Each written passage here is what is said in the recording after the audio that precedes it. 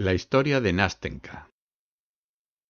Ya conoce usted la mitad de la historia, es decir, ya sabe usted que tengo una abuela anciana, y si la segunda mitad es tan corta como esta, la interrumpí yo sonriendo. Calle y escuche.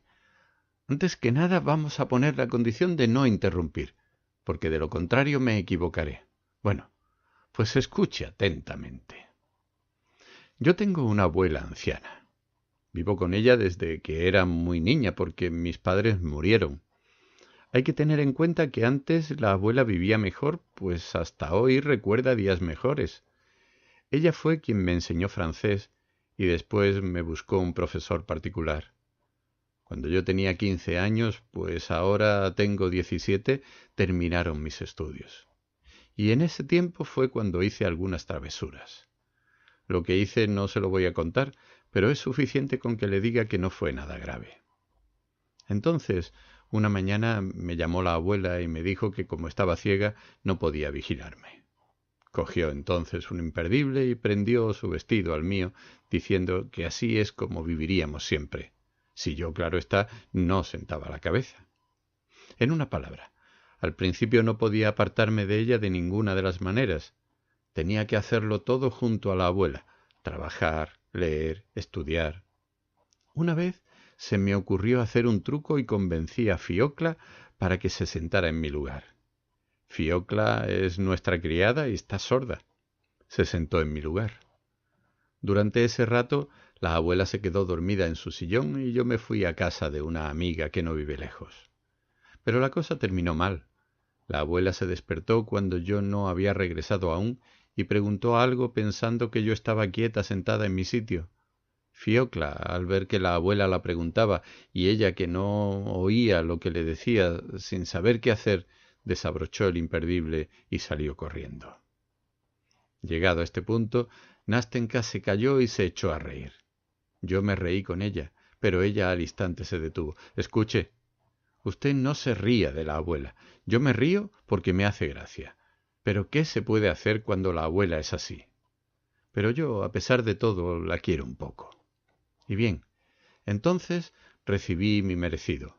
Al instante me sentó nuevamente a su lado sin que ya pudiera moverme ni hacer nada. Bueno, se me había olvidado decirle que tenemos, más bien que la abuela tiene, su propia casa, es decir, una casita pequeña con solo 3 ventanas, de madera y tan vieja como la abuela. Arriba hay un desván, y un día un inquilino nuevo se instaló en nuestro desván. ¿Se entiende que era un inquilino mayor?, puntualicé yo de pasada. Pues claro, respondió Nastenka, y sabía estar callado mejor que usted, aunque a decir verdad apenas hablaba. Era un anciano seco, mudo, ciego y cojo, de manera que finalmente se le hizo imposible vivir en este mundo y murió. Después de aquello tuvimos que instalar a otro inquilino, pues no podíamos vivir sin alquilar. Nuestros únicos ingresos eran la pensión de la abuela y lo que cobrábamos por el alquiler. Y como si fuera a propósito, el nuevo inquilino era un hombre joven que no era de aquí, sino que estaba de paso. Como no regateó, la abuela lo aceptó.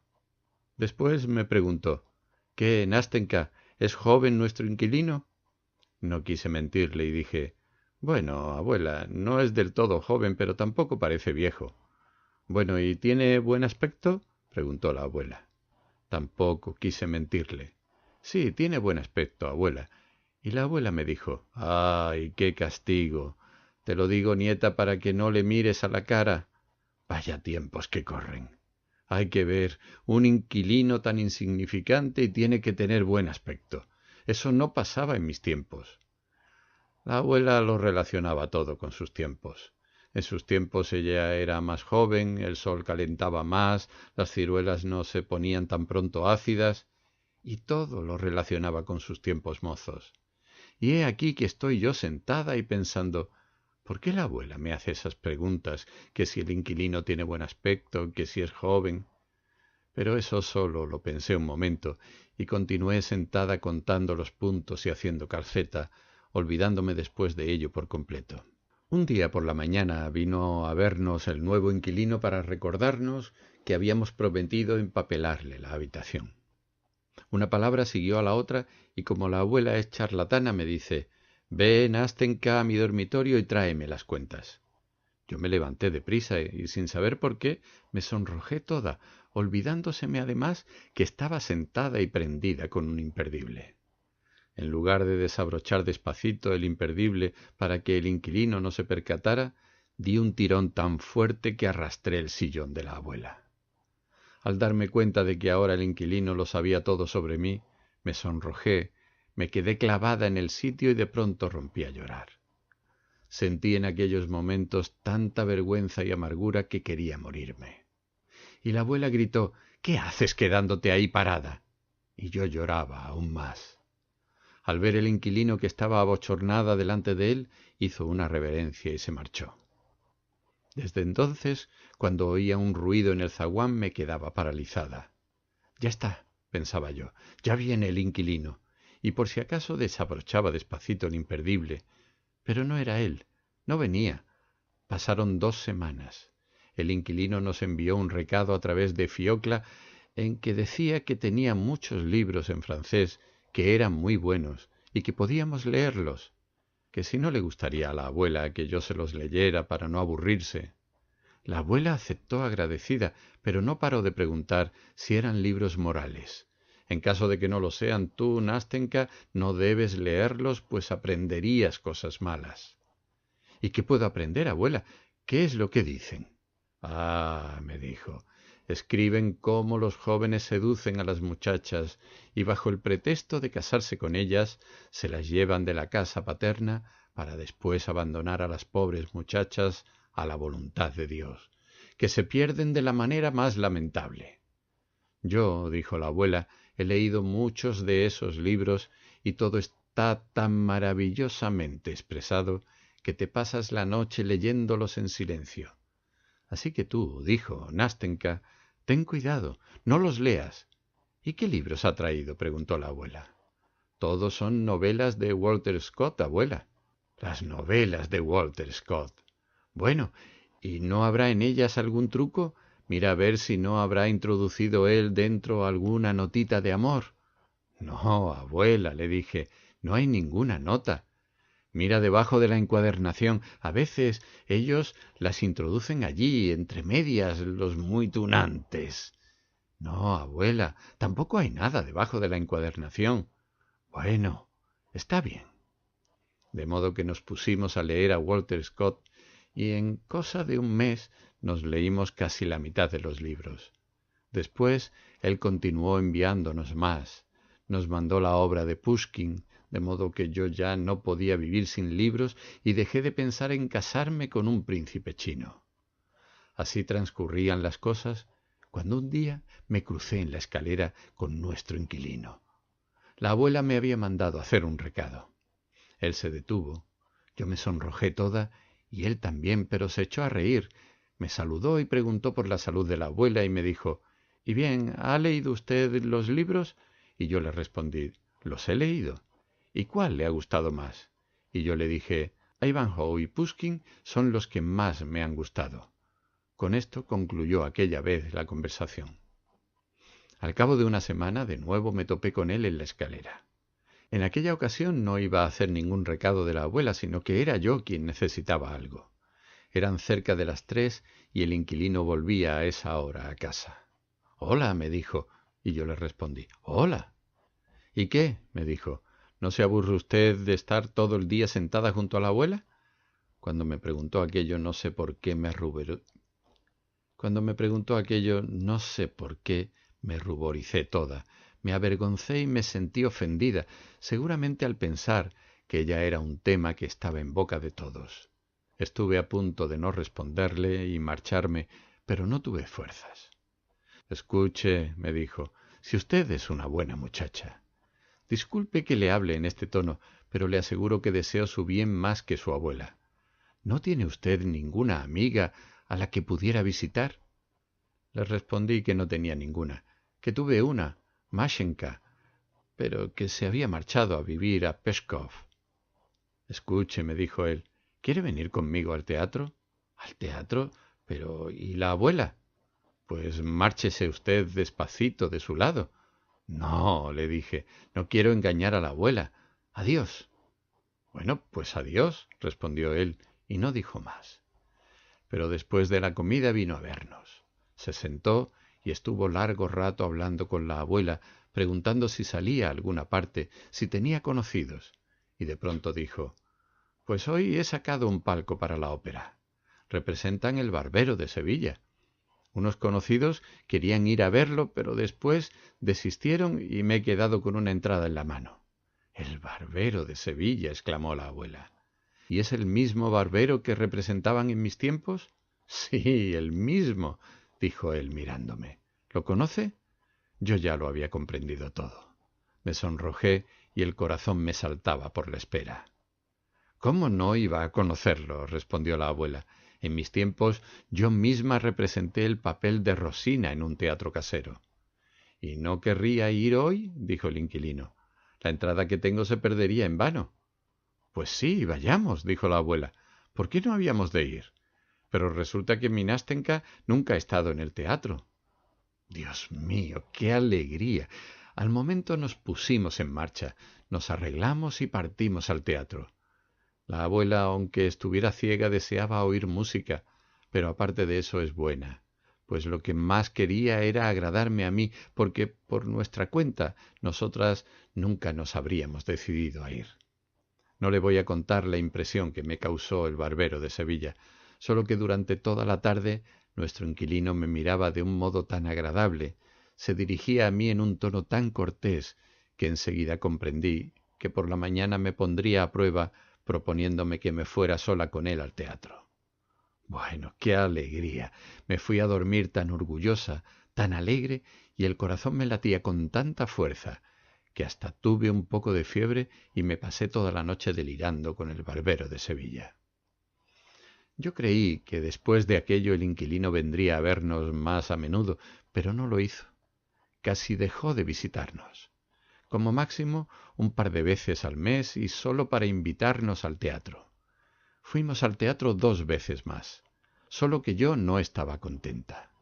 Me percaté de que a él simplemente le daba lástima que yo viviera en esas condiciones con la abuela. Nada más. Según pasaba el tiempo me di cuenta de que no podía estarme quieta sentada. No leía, tampoco hacía mis labores, a veces me echaba a reír y le hacía alguna travesura a la abuela para hacerla rabiar, y otras simplemente me echaba a llorar. Finalmente adelgacé y casi caigo enferma. Pasó la temporada de ópera y el inquilino dejó de visitarnos por completo. Cuando nos encontrábamos siempre en la misma escalera, se entiende, él se inclinaba sin decir nada, todo serio, como si no quisiera hablar, y bajaba después al porche, mientras yo seguía aún en mitad de la escalera, colorada como una cereza, porque al cruzarme con él empezaba a subírseme toda la sangre a la cabeza. Y ahora ya viene el final. Hace ahora justo un año, en el mes de mayo, vino el inquilino a casa diciendo a la abuela que ya había concluido todas sus gestiones aquí y que debía partir de nuevo a Moscú por un año. En cuanto lo oí, me quedé pálida y como muerta me dejé caer en la silla. La abuela no se percató de nada y él, tras decirnos que nos dejaba, se despidió y se marchó. ¿Qué iba yo a hacer? Le di muchas vueltas, estaba muy triste, hasta que por fin tomé una decisión. Él se marchaba al día siguiente y decidí resolverlo todo por la noche, cuando la abuela se fuera a dormir. Y así pasó. Hice un atillo y metí todo dentro, todo cuanto tenía de vestidos y ropa, y con él en la mano, ni viva ni muerta, me dirigí al desván donde vivía nuestro inquilino. Creo que tardé 1 hora en subir la escalera. En cuanto abrí la puerta para entrar en su habitación, él me vio y dio un grito. Debió de pensar que era un fantasma y fue corriendo a ofrecerme agua porque apenas me tenía en pie. El corazón me latía con fuerza, me dolía la cabeza y estaba mareada. Cuando me recompuse, puse mi atillo en su cama, me senté junto a él, me tapé la cara con las manos y rompí a llorar desconsoladamente. Él pareció comprenderlo todo al instante y permanecía delante de mí pálido y mirándome de un modo tan triste que faltaba poco para que me estallara el corazón. Escúcheme, Nástenka, no puedo hacer nada. Soy pobre y de momento no puedo ofrecer nada, ni siquiera un puesto de trabajo decente. ¿Cómo íbamos a vivir si yo me casara con usted? Estuvimos hablando largo rato, pero finalmente yo estallé y le dije que no podía vivir con la abuela, que me escaparía de su lado, que no quería que me cosiera con un imperdible y que si él quería me iría con él a Moscú, porque no podía vivir sin él. La vergüenza, el amor y el orgullo, todo ello hablaba al mismo tiempo en mi interior, y me faltó poco para caer en la cama y delirar. Temía tanto el rechazo. Estuvo un rato sentado en silencio. Después se levantó, se acercó a mí y me cogió de la mano. «Escuche, mi buena y querida Nastenka», dijo con lágrimas en la voz. «Escuche. Le juro que si en algún momento tengo posibilidades de casarme, inmediatamente formaría usted parte de mi felicidad. Le aseguro que ahora solo usted puede hacerme feliz. Escuche, yo me voy a Moscú y permaneceré allí justo un año. Espero arreglar mis asuntos. Cuando regrese y si usted sigue queriéndome, le juro que seremos felices. Pero ahora es imposible, no puedo, no tengo derecho a ofrecerle nada. Le juro que si no es al cabo de un año, algún día se hará realidad. Se entiende que en caso de que no, prefiera usted a otro, porque no puedo ni me atrevo a pedirle que me dé su palabra». Eso fue lo que me dijo, y al día siguiente se marchó. Lógicamente acordamos no decir ni palabra de aquello a la abuela. Así lo quiso él. Y bueno, ahora ya casi termina mi historia. Pasó justo un año. Él regresó y ya lleva aquí 3 días y... ¿Y qué? —exclamé yo, impaciente por oír el final. —Hasta ahora no se ha presentado —respondió Nastenka, como si quisiera recobrar fuerzas—. No se sabe nada de él. Llegado a este punto se detuvo. Se quedó callada, bajó la cabeza y de pronto, tapándose la cara con las manos, empezó a sollozar, de tal modo que mi corazón al oír su llanto dio un vuelco. No podía imaginarme un desenlace así. —Nastenka —dije con voz tímida e insinuante—, Nastenka, no llore, por el amor de Dios. ¿Cómo lo sabe usted? Puede que aún no haya venido. Está aquí, respondió rápidamente Nastenka. Yo sé que se encuentra aquí. Habíamos acordado una cosa. Aquella noche, antes de su marcha, cuando nos dijimos todo lo que yo le conté, acordamos salir a dar un paseo por aquí, justamente en este muelle. Eran las 10 de la noche. Estuvimos sentados en este banco.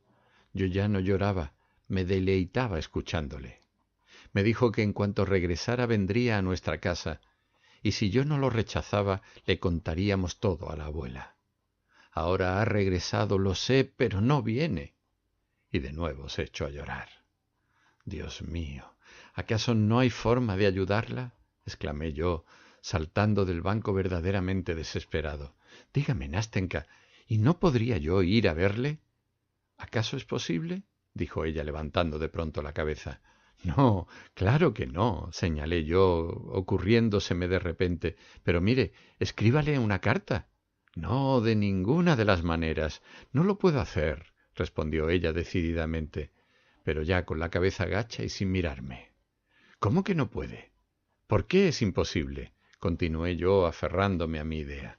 «Sepa una cosa, Nastenka, que no se trata de una carta cualquiera, porque hay cartas y cartas y... Oh, Nastenka, es así, créame, no le voy a dar un consejo absurdo. Todo eso se puede reparar. Si usted ha dado el primer paso y ahora ya... No puede ser, no puede ser. Podría parecer que quiero comprometerle». «Oh, mi querida Nastenka», interrumpí yo sin ocultar la sonrisa. «Le digo a usted que no. Usted, a decir verdad, está en su derecho porque él le hizo una promesa. Y por lo que veo, se trata de una persona delicada, que ha actuado correctamente», continué yo, entusiasmándome cada vez más por la lógica de mis propias conclusiones y mis convencimientos. «¿Cómo ha actuado él? Dio su palabra de compromiso. Le dijo que en caso de casarse no lo haría con nadie que no fuera usted y le dio plena libertad para rechazarle en cualquier momento. En un caso así, usted puede dar el primer paso, tiene derecho a hacerlo, lleva ventaja, aunque solo fuera, por ejemplo, para liberarle del compromiso dado. Escuche, ¿cómo la escribiría? ¿Qué? Pues esa carta. Yo, por ejemplo, la escribiría del siguiente modo: muy señor mío. ¿Y necesariamente ha de ser así? ¿Muy señor mío? Necesariamente. Además, ¿qué más da? Yo creo... Bueno, continúe. Muy señor mío. Disculpe que yo... Por lo demás, no hace falta dar ningún tipo de excusas. El propio hecho lo justifica todo. Diga simplemente: me dirijo a usted. Perdone mi impaciencia. Durante todo el año fui feliz esperándole. ¿Acaso ahora soy culpable por no soportar un solo día de duda? Ahora que ha regresado usted, puede que haya cambiado de intención. En tal caso, esta carta le demostrará que ni me quejo ni le recrimino. No le culpo porque no soy dueña de su corazón. Mi destino es así. Es usted una persona honesta. No se burle ni se enfade al leer estas impacientes líneas mías. Recuerde que las escribe una pobre joven que está sola, sin nadie que la pueda orientar ni aconsejar, y que nunca supo dominar su corazón. Pero disculpe que por un instante la duda haya penetrado en mi corazón. ¿No sería usted capaz de ofender ni siquiera mentalmente a la persona que tanto le amó y le ama? Sí, así es exactamente como yo lo he pensado, exclamó Nastenka, y la alegría brilló en sus ojos. Oh, ha disipado usted mis dudas. Dios mismo le ha enviado a mí. Se lo agradezco, se lo agradezco. ¿El qué? ¿Haber sido enviado por Dios? Respondí yo, mirando entusiasmado su rostro lleno de felicidad. Sí, aunque sea eso. Ay, Nastenka, debemos agradecer a algunas personas el simple hecho de vivir junto a nosotros. Yo le agradezco que nos hayamos encontrado y que la recordaré todo un siglo. Bueno, basta. Y ahora escuche. Entonces acordamos que en cuanto él llegara, haría saber de su presencia, dejándome una carta en casa de unos conocidos míos, gente buena y sencilla, que no saben nada de esto. Y en caso de no poder escribirme la carta, porque no siempre se puede contar todo en una carta, entonces el día de su llegada vendría aquí, donde nos citamos a las 10 en punto de la noche. Sé que ya ha llegado, pero ya lleva aquí 3 días y no tengo carta suya ni ha venido. Escaparme de la abuela por la mañana me resulta imposible. Entregue mañana usted mismo mi carta a esa buena gente de la que le hablo. Ellos se la harán llegar, y en caso de haber respuesta, usted me la traerá a las 10 de la noche. Pero la carta, si lo primero que tengo que hacer es escribir la carta, de este modo quizás todo podría solucionarse pasado mañana. La carta, respondió Nastenka, ligeramente confusa. La carta, pero... no finalizó la frase. Al principio volvió la cara, se sonrojó como una rosa, y de pronto sentí la carta en mi mano, escrita al parecer ya hacía tiempo, completamente preparada y con el sobre cerrado. Un recuerdo conocido, tierno y simpático pasó por mi cabeza. Rosina, dije yo. Rosina, entonamos los dos, yo casi abrazándola de entusiasmo, y ella sonrojándose hasta más no poder y riendo entre lágrimas que como perlas temblaban sobre sus negras pestañas.